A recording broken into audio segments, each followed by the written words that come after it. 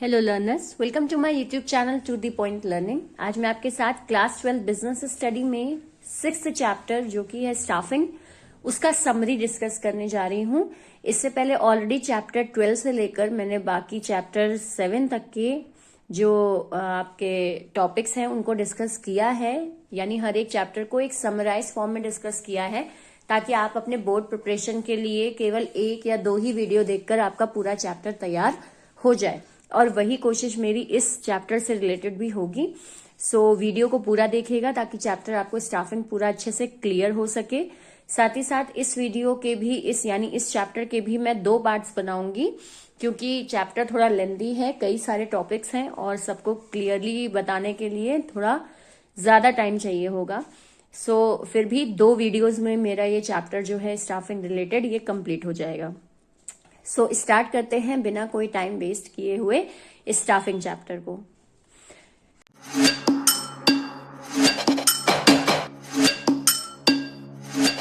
सबसे पहले हम आते हैं कि स्टाफिंग का मीनिंग क्या होता है। तो स्टाफिंग का मीनिंग देखिए, डेफिनेशन आपके सीबीएसई बोर्ड में नहीं पूछी जाती है। इस कारण से आप जो डेफिनेशन है वो वर्ड टू वर्ड नहीं भी याद करेंगे तो कोई दिक्कत नहीं है, आप अपने से डेफिनेशंस को फॉर्म कर सकते हैं, बट डेफिनेशन आपकी जो लैंग्वेज है वो सही होनी चाहिए।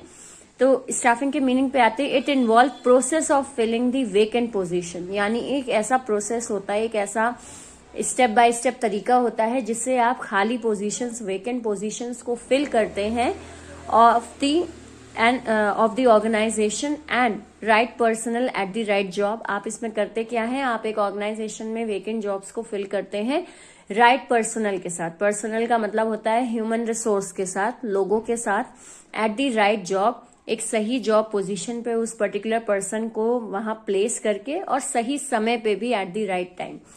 तो इस प्रोसेस को हम कहते हैं स्टाफिंग। यानी आप एक ऑर्गेनाइजेशन में लोगों को रिक्रूट करते हैं, उन्हें जॉब पर रखते हैं और उसके बाद वो उस जॉब पर फिल होकर सही तरीके से काम को करते हैं। तो ये चीज क्या हो जाती है आपकी कि आप स्टाफिंग का पूरा प्रोसेस कर रहे हैं। देन आते हैं हम स्टाफिंग से रिलेटेड कि स्टाफिंग की इंपॉर्टेंस क्या है। तो इंपॉर्टेंस में कुछ हमें पॉइंट दिए हैं, 1 बाय 1 उन्हें जल्दी से देख लेते हैं। Ensures availability of most suitable person. Staffing important इसलिए है क्योंकि आप इसमें सबसे सूटेबल पर्सन को जॉब पर रखते हैं।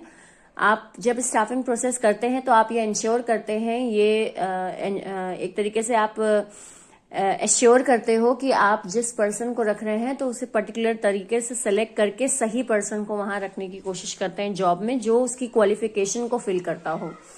नेक्स्ट आते हैं बेटर परफॉर्मेंस। स्टाफिंग करने से परफॉर्मेंस जो है वो ज्यादा अच्छे से हो पाता है, क्योंकि जो एक पर्सन होता है उसे सारे काम आते हो ऐसा जरूरी नहीं है। इसके लिए आपको क्या करना पड़ता है, आपको हर एक जॉब के लिए, हर एक तरह के फंक्शन के लिए, हर एक अलग अलग पर्सन को जॉब पर रखना होता है। तो ये चीज क्या हो गई कि इससे आपके ऑर्गेनाइजेशन का परफॉर्मेंस जो है वो बढ़ता है। नेक्स्ट आते हैं एंश्योर्स कंटिन्यूअस ग्रोथ। आपकी ऑर्गेनाइजेशन में कंटिन्यूअस ग्रोथ हो पाता है जैसे जैसे आप अपने यहाँ स्टाफिंग करते हैं, क्योंकि कहीं ना कहीं ये एक पिक्चराइजेशन बनती है कि अगर एक ऑर्गेनाइजेशन अपने यहाँ स्टाफिंग कर रही है तो यानी कि वो ग्रो कर रही है, लोगों की उसे और ज्यादा जरूरत पड़ रही है, तभी वो और ज्यादा मैन पावर को अपने यहाँ रख रही है। तो ये चीज क्या है, कहीं ना कहीं स्टाफिंग आपकी ग्रोथ को शो करता है। नेक्स्ट आते हैं इम्प्रूव जॉब सेटिस्फैक्शन। एक जॉब सेटिस्फैक्शन इंप्रूव हो पाता है बिकॉज यहाँ पे नौकरी मिल किसको रही है, एक पर्सन को मिल रही है जिसे आप अपने यहाँ नौकरी दे रहे हो, वो अपनी एक स्टैंडर्ड ऑफ लिविंग अटेन कर सकेगा। तो आपकी जॉब से वो पर्सन खुद भी सेटिस्फाई होगा और साथ ही साथ वो जब काम करेगा तो उसके काम से आप अपने ऑर्गेनाइजेशन का गोल अचीव कर पाएंगे, इसलिए कंपनी भी सेटिस्फाई होगी। तो एक जॉब सेटिस्फैक्शन दोनों ही पार्टीज को मिलता है।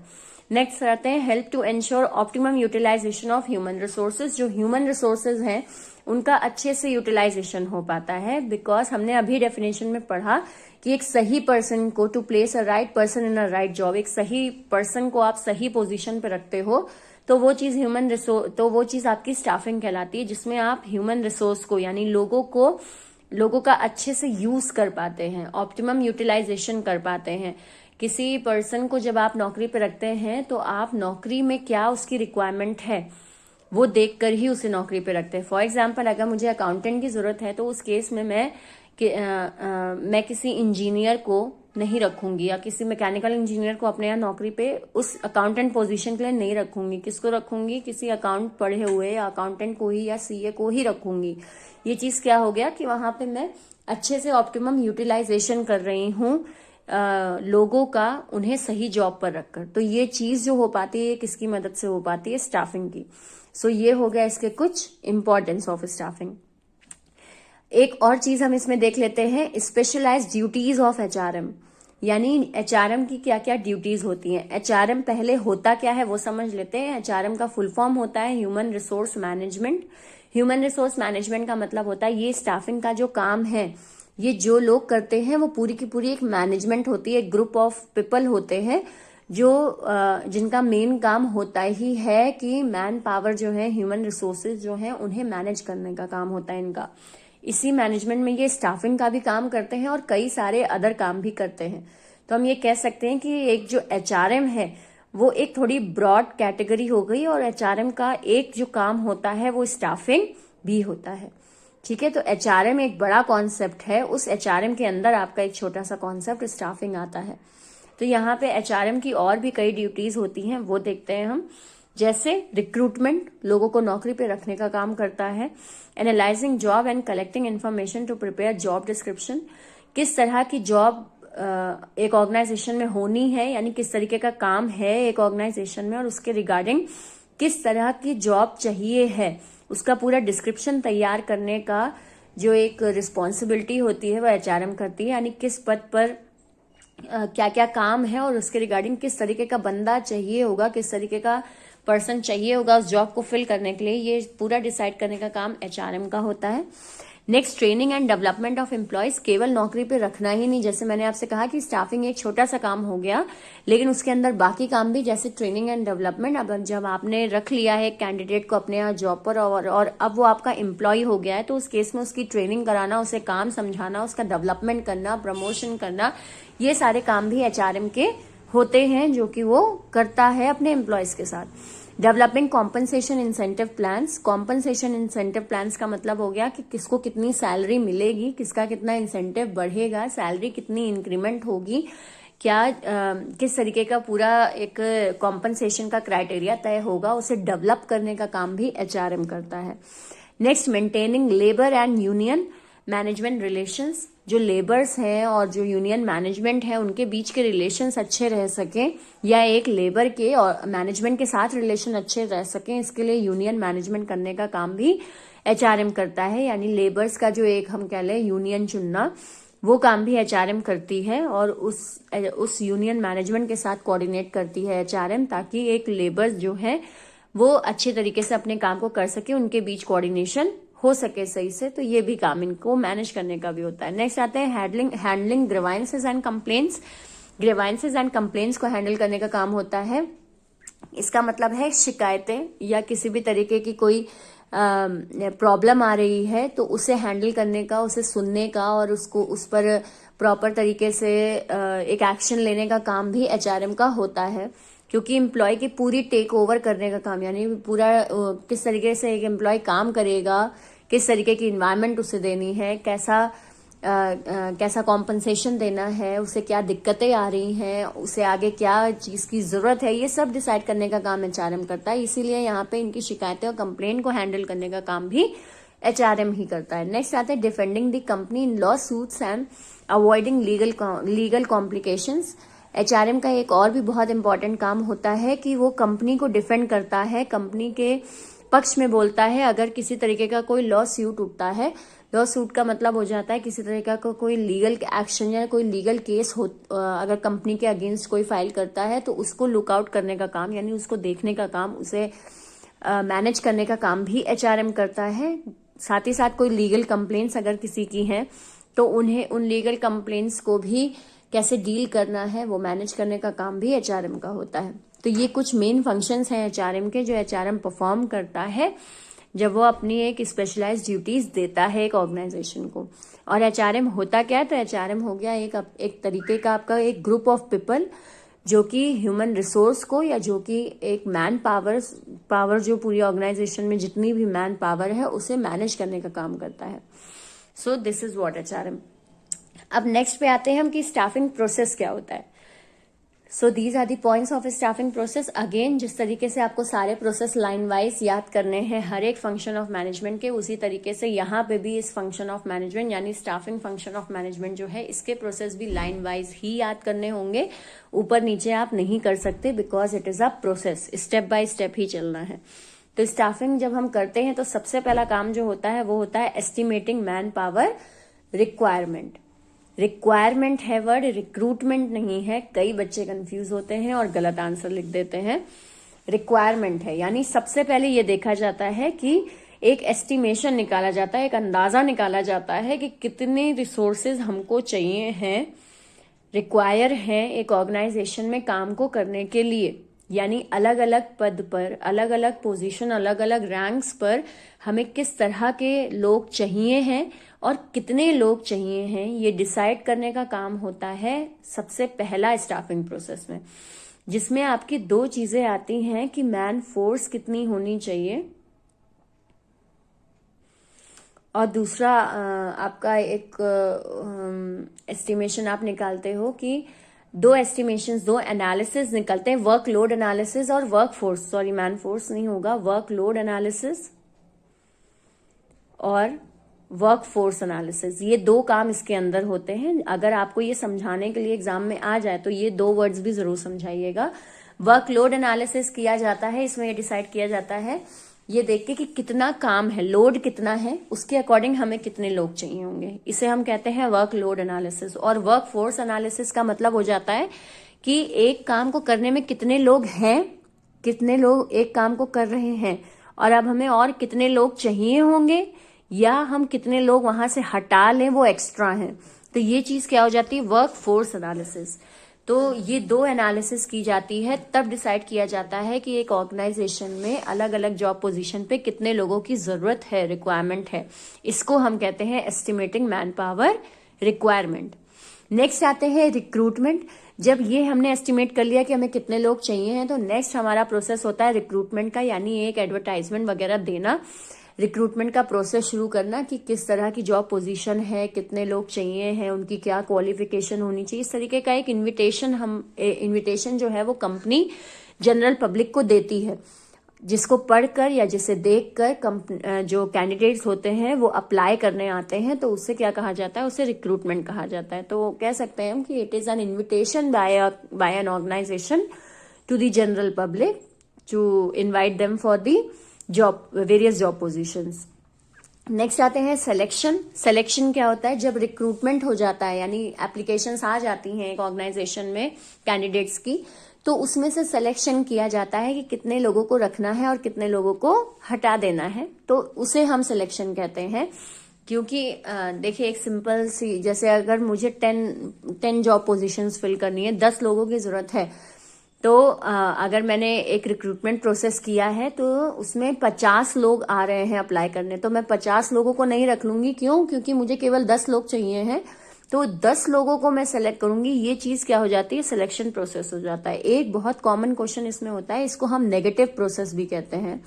ये एक नेगेटिव स्टेप होता है, एक नेगेटिव प्रोसेस होता है, इसलिए क्योंकि जितने लोगों को हम अपने यहाँ रखते नहीं है नौकरी पे, उससे कहीं ज्यादा एप्लीकेशंस को हम कैंसिल कर देते हैं, उन्हें हटा देते हैं, इसलिए इसको नेगेटिव प्रोसेस कहा जाता है। तो selection is a negative process.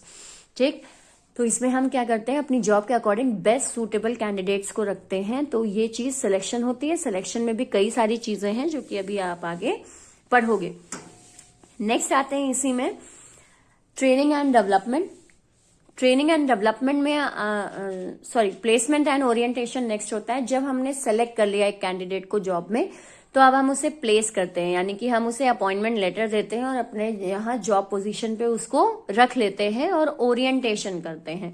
Orientation का मतलब होता है एक पर्टिकुलर जो नया पर्सन है, जो एम्प्लॉय आया है ऑर्गेनाइजेशन में, उसे इंट्रोडक्शन करवाना बाकी लोगों से, ऑर्गेनाइजेशन से, अपनी ऑर्गेनाइजेशन समझाना, काम समझाना, लोग क्या क्या काम करते हैं, कौन कौन लोग हैं, ये सारी जो पूरा इंट्रोडक्टरी पूरा प्रोसेस होता है ये कहलाता है ओरिएंटेशन। तो प्लेसमेंट एंड ओरिएंटेशन किया जाता है। इसके बाद आते हैं ट्रेनिंग एंड डेवलपमेंट। जब ओरिएंटेशन और प्लेसमेंट हो जाता है तो उसके बाद ट्रेनिंग एंड डेवलपमेंट स्टेप होता है, जिसमें पर्टिकुलर पर्सन को अगर टेक्निकल काम दिया जा रहा है तो उसको ट्रेनिंग दी जाएगी, उसे काम अच्छे से समझाया जाएगा, तो वो चीज ट्रेनिंग कहलाती है। और डेवलपमेंट का मतलब हो जाता है कि काम करते करते वो कई चीजें खुद से सीख रहा है और उससे वो एक्सपीरियंस गेन कर करके धीरे धीरे अपने आप को और ज्यादा डेवलप कर रहा है, तो वो डेवलपमेंट कहलाता है। तो ट्रेनिंग एंड डेवलपमेंट किया जाता है एक ऑर्गेनाइजेशन में एम्प्लॉय का, जब वो एक काम को, नए नए काम को समझ रहा है। तो देन आते हैं परफॉर्मेंस अप्रेजल। परफॉर्मेंस अप्रेजल का मतलब हो जाता है ट्रेनिंग करने के बाद उसने क्या सीखा है और सीखने के बाद वो कितना क्या आउटपुट दे रहा है, उसके बेस पर उसका प्रमोशन वगैरह डिसाइड करना, या फिर उसके परफॉर्मेंस को देखना, केवल अप्रेज करना। अप्रेज से मतलब हो जाता है कि एक तरीके से इवैल्यूएशन करना कि कितना वो ट्रेनिंग में सीख सका है, कितना उसे आया है काम, तो वो चीज क्या कहलाती है, परफॉर्मेंस अप्रेजल कहलाती है। देन आते हैं प्रमोशन एंड करियर प्लानिंग। इसके बाद अगर पर्टिकुलर पर्सन को प्रमोशन के लिए वो एलिजिबल है तो उसे प्रमोट किया जाता है और ज्यादा अच्छी जॉब दे दी जाती है, करियर प्लानिंग की जाती है, या फर्दर उसमें कुछ इंप्रूवमेंट चाहिए, उसकी ट्रेनिंग वगैरह, परफॉर्मेंस अप्रेजल उतना बढ़िया नहीं गया तो उसे फर्दर और ट्रेनिंग वगैरह दी जाती है, तो वो चीज प्रमोशन एंड करियर प्लानिंग। और फिर कॉम्पनसेशन। कॉम्पनसेशन का मतलब हो जाता है कि सैलरी डिसाइड करना कि कितनी सैलरी दी जाएगी, या कितनी लेबर दी जाएगी, या कितने वेजेस दिए जाएंगे पर्सन को according to his output, his और हर आउटपुट। तो वो चीज क्या कहलाती है, कॉम्पनसेशन कहलाती है, यानी सैलरी जिसके लिए वो एक स्टैंडर्ड लिविंग अर्न कर सके। तो ये चीजें होती हैं आपके स्टाफिंग प्रोसेस में। तो आई होप यहां तक क्लियर है। नेक्स्ट है, हम वन बाय वन एक एक स्टेप की ओर बढ़ेंगे। जैसे कि प्रोसेस में भी कई सारे डिस्क्रिप्शंस हैं, तो उन डिस्क्रिप्शंस की ओर बढ़ेंगे। जैसे हमने ये ऑलरेडी पढ़ा था, एस्टिमेटिंग मैन पावर रिक्रूटमेंट। तो एस्टिमेटिंग मैन पावर रिक्रूटमेंट तो आपका डायरेक्ट ही था, ठीक है, जिसमें दो चीजें होती है, वर्कलोड एनालिसिस और वर्क फोर्स एनालिसिस। अब इसमें आते हैं नेक्स्ट पे रिक्रूटमेंट। अब रिक्रूटमेंट को भी डिटेल में पढ़ेंगे, तो वो आते हैं रिक्रूटमेंट। रिक्रूटमेंट जो होता है वो दो तरीके का होता है, इंटरनल एंड एक्सटर्नल रिक्रूटमेंट, ठीक है। इंटरनल रिक्रूटमेंट होता है और एक्सटर्नल रिक्रूटमेंट होता है। सबसे पहले देखते हैं कि इंटरनल रिक्रूटमेंट क्या होता है। तो इंटरनल रिक्रूटमेंट में दो चीजें आती हैं, ट्रांसफर एंड प्रमोशन। या तो अगर आप इंटरनल रिक्रूटमेंट कर रहे हैं तो पर्टिकुलर पर्सन का या तो ट्रांसफर हो रहा होगा या फिर प्रमोशन हो रहा होगा। ट्रांसफर और प्रमोशन में अंतर क्या है वो बताते हैं। ट्रांसफर का मतलब हो जाता है कि एक पर्सन अगर एक जॉब पोजीशन पे है तो उसी सेम जॉब पोजीशन पे उसको रखना, लेकिन उसकी वर्किंग एनवायरनमेंट को चेंज कर देना। यानी कि सेम जॉब पोजीशन पे रहकर उसका डिपार्टमेंट चेंज कर देना, या उसका वर्क प्लेस चेंज कर देना, उसकी जगह बदल देना, ठीक है, ये चीज कहलाती है ट्रांसफर। जैसे अगर कोई पर्सन एक बैंक में काम कर रहा है, उसे एक ब्रांच में रखा है और उसके बाद वही जॉब पोजीशन, सपोज वो पर्सन क्लर्क के जॉब पोजीशन पे है और सेम क्लर्क की ही पोजीशन पे उसको उठा के दूसरी ब्रांच में शिफ्ट कर दिया, तो ये चीज क्या हो जाती है, ट्रांसफर कहलाती है। इसे हम इंटरनल सोर्स ऑफ रिक्रूटमेंट कहते हैं। इंटरनल सोर्स ऑफ रिक्रूटमेंट जो होता है वो क्या होता है वो भी समझ लेते हैं। जब आप ऑर्गेनाइजेशन में लोगों को नौकरी पे तो रखते हैं, लेकिन आप बाहर से किसी को नहीं बुलाते हैं, खुद इंटरनल सोर्स यानी अंदर के ही लोगों को यहां से वहां चेंज करके आप अपनी जो जॉब है, जॉब पोजीशंस हैं जो खाली हैं, उनको फिलअप कर लेते हैं। तो ये चीज इंटरनल सोर्स ऑफ रिक्रूटमेंट कहलाती है। तो ट्रांसफर का मतलब ये हो गया। प्रमोशन क्या होता है, प्रमोशन का मतलब होता है कि जिस जॉब पोजीशन पे है उससे हायर जॉब पोजीशन दे देना पर्सन को, तो ये चीज प्रमोशन कहलाती है, जिसमें सैलरी भी बढ़ जाती है और एक डेजिग्नेशन भी बढ़ जाता है, जॉब पोजीशन बढ़ जाती है, रिस्पॉन्सिबिलिटीज बढ़ जाती हैं, अथॉरिटीज बढ़ जाती हैं। ये सारी चीजें क्या कहलाती है, प्रमोशन कहलाती है कि क्या किया, पर्सन को प्रमोट कर दिया टू दी हायर लेवल। तो ये दो कॉन्सेप्ट्स होते हैं, ट्रांसफर और प्रमोशन के। इसमें अब हम देख लेते हैं कि इंटरनल सोर्स ऑफ रिक्रूटमेंट के फायदे क्या होते हैं। जैसे अभी मैंने आपसे कहा, इंटरनल सोर्स ऑफ रिक्रूटमेंट का मतलब होता है हम किसी को बाहर से नहीं हायर करते हैं, जो पर्सन जॉब के अंदर काम कर रहा है उसी को इधर से उधर शिफ्ट कर लेना या उसी को प्रमोशन देकर हाईएस्ट जॉब पर दे देना, हायर जॉब असाइन कर देना, क्या कहलाता है? इंटरनल सोर्स ऑफ रिक्रूटमेंट कहलाता है। तो इसके फायदे और नुकसान भी हैं, दोनों ही चीजें हैं, ऐसा नहीं कि केवल फायदा ही होता है। लेकिन पहले हम फायदा देख लेते हैं क्या है। मोटिवेट एम्प्लॉय, जनरली देखा जाए तो अगर पर्सन का प्रमोशन किया जा रहा है तो उस केस में वो एम्प्लॉय क्या हो जाता है? मोटिवेट हो जाता है, उसे और काम करने का एक उत्साह आ जाता है। इसलिए इंटरनल सोर्स ऑफ रिक्रूटमेंट होना जरूरी है। जनरली ऐसा देखा जाता है कि एक एम्प्लॉय अगर किसी जॉब में काम कर रहा है तो वो इस एक्सपेक्टेशन से ही करता है कि धीरे धीरे उसकी जो जॉब पोजीशन है वो और ज्यादा बढ़ती चली जाएगी। तो ये चीज क्या है? ये एम्प्लॉय को मोटिवेट करती है और अच्छे से काम करने के लिए। नेक्स्ट आते हैं सिंपल एंड चीपर प्रोसेस होता है, क्योंकि इंटरनल सोर्स ऑफ रिक्रूटमेंट में आपको कोई एडवर्टाइजमेंट नहीं छपाना है, ट्रेनिंग नहीं देनी है, डेवलपमेंट नहीं करना है, और इसके अलावा आपको टेस्ट वगैरह नहीं करवाने हैं, इंटरव्यू नहीं करवाना है, क्योंकि आपकी ऑर्गेनाइजेशन में वो पर्सन काम कर ही रहा है तो उसे कुछ समझाने की बहुत ज्यादा जरूरत आपको नहीं पड़ती है। कोई आपको खुद से कोई खर्चा नहीं करना होता है, बस पर्सन को यहां से वहां आपको शिफ्ट कर देना होता है। तो ये चीज क्या है? सिंपल और सस्ता तरीका है आपका खाली पदों को भरने का। नेक्स्ट आते हैं टूल ऑफ ट्रेनिंग। एक तरीके का टूल ऑफ ट्रेनिंग भी इसको माना जाता है इंटरनल सोर्स ऑफ रिक्रूटमेंट को, कि जब आप ट्रांसफर करते हैं तो एक जॉब पोजीशन से आपने पर्टिकुलर पर्सन को ट्रांसफर किया तो उसे वो दूसरा काम भी समझ में आने लग जाएगा थोड़े टाइम बाद। फिर आप उसको और ट्रांसफर कर दो, वो तीसरा काम भी समझ रहा है। ये चीज क्या है? एक तरीके का हम कह सकते हैं कि ट्रेनिंग भी मिल रही है और एक ऑर्गेनाइजेशन की जो अलग अलग पद खाली हैं वो भी भरते चले जा रहे हैं, उनका भी काम चल रहा है। तो टूल ऑफ ट्रेनिंग इसको कह सकते हैं। नेक्स्ट आते हैं transfer can solve the problem of surplus workforce. अभी हमने पढ़ा था कि जब हम रिक्रूटमेंट करते हैं, जब हम स्टाफिंग प्रोसेस करते हैं तो हम क्या करते हैं? वर्कलोड और वर्कफोर्स एनालिसिस करते हैं। यानी कि वर्कफोर्स एनालिसिस का मतलब क्या होता है? काम में जो काम है, जो जॉब है, उसमें अगर लोग ज्यादा हैं तो उन्हें कहीं और शिफ्ट कर देना, अगर लोग कम हैं तो उसमें और लोगों को लगा देना। तो यहाँ पे क्या होता है कि अगर आपकी वर्कफोर्स ज्यादा है, सरप्लस है, यानी एक जगह काम करने में लोग बहुत ज्यादा हैं, उतना काम नहीं है, तो आप वहां से कुछ लोगों को उठाकर कहीं और शिफ्ट कर सकते हैं। ये चीज क्या कहलाती है? ट्रांसफर ही तो कहलाती है। तो ये चीज क्या हो गया कि ट्रांसफर करके आप अपनी ये वर्कफोर्स वाली प्रॉब्लम को भी सॉल्व कर सकते हैं, कि वो खाली पूरे दिन मुफ्त की सैलरी नहीं ले रहे हैं। उस केस में आपने क्या किया?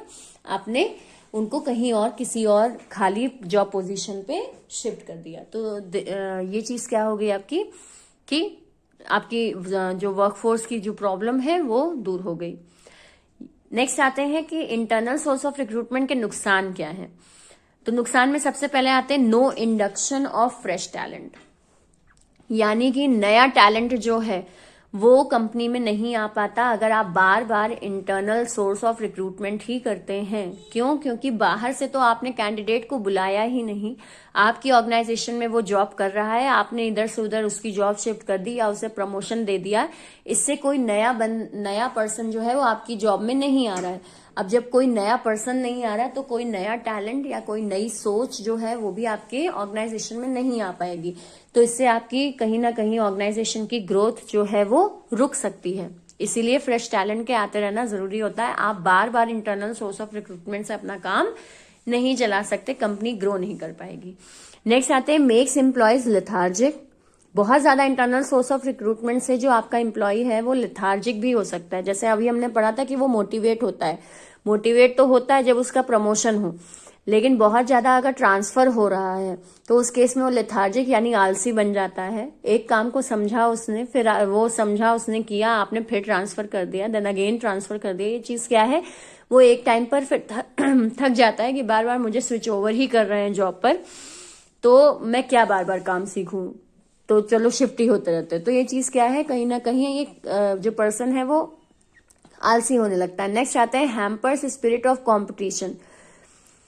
कहीं ना कहीं कंपटीशन की जो एक स्पिरिट है वो कम हो जाती है जब आप बहुत ज्यादा इंटरनल सोर्स ऑफ रिक्रूटमेंट करते हैं, क्योंकि कंपटीशन के लिए सामने कोई पर्टिकुलर पर्सन बहुत ज्यादा अच्छा होना चाहिए जिससे कंपटीशन किया जाए। आप उन्हीं लोगों को बार बार घुमा के इधर से उधर जॉब पोजीशन में शिफ्ट कर रहे हो, इससे कंपटीशन नहीं बनता, और कंपटीशन नहीं बनता तो एम्प्लॉय काम करने में उतना ज्यादा मोटिवेट भी नहीं रहता। नए लोग आएंगे तो नए लोग पुराने लोगों को कहीं ना कहीं मोटिवेट करते हैं कि वो पुराने लोग और अच्छा काम करने लग जाएं, ठीक है, ताकि नए लोग थोड़ा जॉब को बहुत ज्यादा टेक ओवर ना कर लें। तो ये कहीं ना कहीं कंपटीशन फीलिंग आती है, जिससे ऑर्गेनाइजेशन को फायदा होता है, और ये फीलिंग ही गायब हो जाती है जब आप इंटरनल सोर्स ऑफ रिक्रूटमेंट कर रहे हैं, क्योंकि अपने लोगों से कोई जनरली कंपटीशन नहीं करता। कंपटीशन होगा तो बाहर वालों से ही होता है, तो उस केस में आप बाहर से किसी को बुला ही नहीं रहे हो।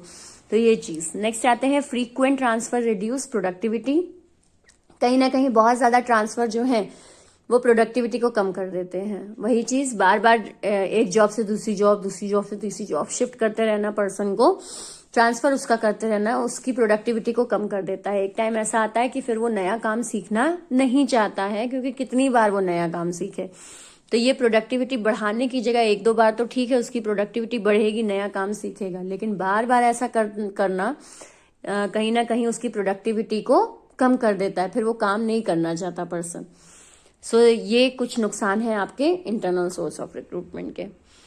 नेक्स्ट आते हैं हम एक्सटर्नल सोर्स ऑफ रिक्रूटमेंट। तो एक्सटर्नल सोर्स ऑफ रिक्रूटमेंट थोड़ा हमारा टॉपिक बड़ा है, इसको हम नेक्स्ट वीडियो यानी इसी स्टाफिंग जो चैप्टर है इसके नेक्स्ट पार्ट में कवर करेंगे, और बाकी पूरा चैप्टर भी नेक्स्ट पार्ट में कवर करेंगे। तो नेक्स्ट वीडियो भी जरूर देखिएगा कि एक्सटर्नल सोर्स ऑफ रिक्रूटमेंट क्या है, फायदे क्या है, नुकसान क्या है, टाइप्स क्या है। तो उसके लिए नेक्स्ट वीडियो जरूर कवर करिएगा। बाकी अगर आपका कोई भी डाउट है तो कमेंट सेक्शन में जरूर लिखिए, और मेरे सारे वीडियो जरूर देखिए, क्योंकि बिजनेस स्टडी का पेपर आपका अभी होने वाला है। आपके पास सफिशिएंट टाइम है कि आप एक बार सारा सिलेबस रिवाइज कर लो इस तरह के समरी चैप्टर्स पढ़ के। और इसके अलावा भी बाकी वीडियोस भी मैंने बनाए हैं, जैसे कई सारे क्वेश्चन बैंक वगैरह भी हैं बिजनेस स्टडी की प्लेलिस्ट में, तो आप वहां से क्वेश्चंस की प्रैक्टिस भी, केस स्टडी की प्रैक्टिस भी, एमसीक्यूज की प्रैक्टिस भी कर सकते हैं। सो इसीलिए चैनल को सब्सक्राइब जरूर कर लीजिए, बेल आइकन पे क्लिक कर लीजिए, ताकि इसका नेक्स्ट पार्ट और बाकी सारे वीडियोस जब मैं डालूं तो उसका नोटिफिकेशन आपके पास तुरंत आ जाए। बाकी वीडियो समझ में आया हो तो लाइक का बटन जरूर क्लिक करिए। So thank you and have a nice day.